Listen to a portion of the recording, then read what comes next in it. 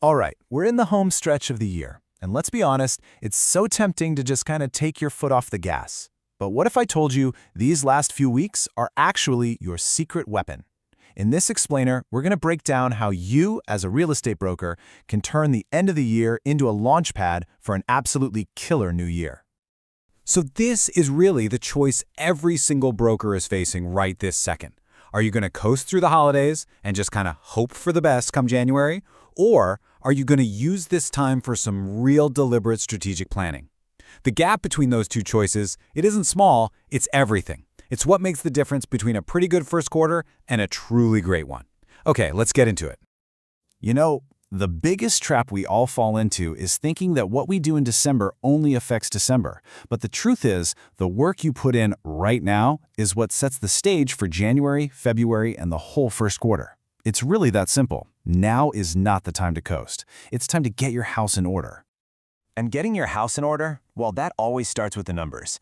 And I'm not just talking about paying the bills. This is about shifting your entire mindset from just surviving to building a real financial strategy to truly mastering your brokerage's financial health. Okay, this right here is so important. Far too many broker owners are stuck in that running by checkbook column. They're making huge decisions based on whatever cash happens to be in the bank that day. It's totally reactive, and you just can't forecast anything that way. But the pros, they're over on the right, running by P&L. They're strategic. They use their profit and loss data to see the whole picture, which lets them make smart, forward-looking moves. So how do you make that jump? It's not as hard as it sounds. It's a pretty simple three-step checkup. First, if your bookkeeping is behind, you've got to get caught up. Make it your #1 priority. No more excuses. Second, run your year-to-date P&L. That's your financial report card. And third, and this is where the magic happens, compare this year to last year. Are your expenses way up? Is your income down? You've got to ask why. The answers are hiding in that data. And once you have that P&L, your very next call should be to your accountant. But here's the thing, if the only time you talk to your accountant is in April when taxes are due, that's a huge red flag. They should be a strategic advisor all year long. Ask them about prepaying some expenses for tax planning. A great accountant isn't just a number cruncher. They're a vital part of your leadership team.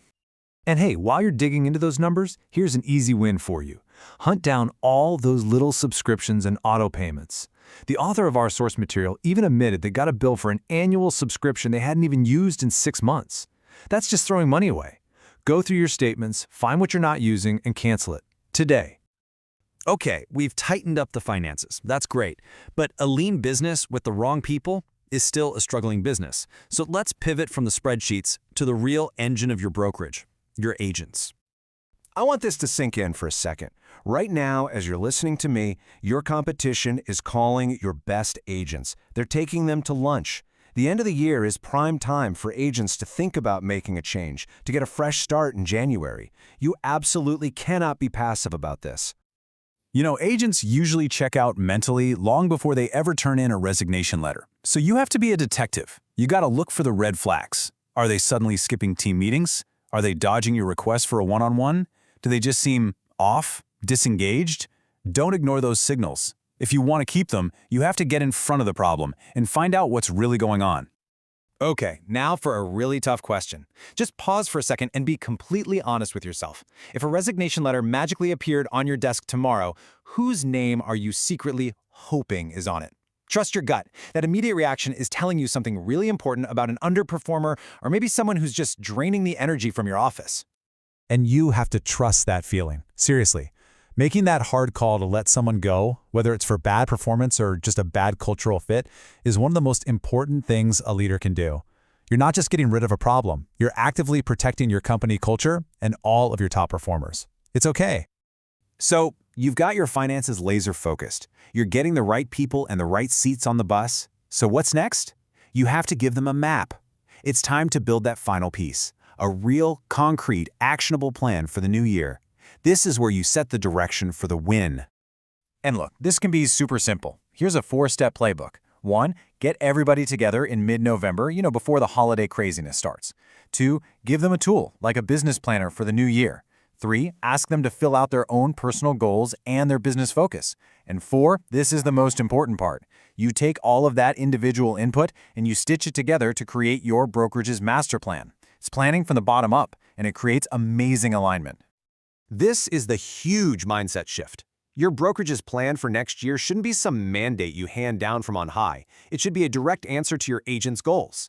When your entire strategy is built around helping them win, you create incredible loyalty, powerful buy-in, and a culture where everybody is rowing in the exact same direction.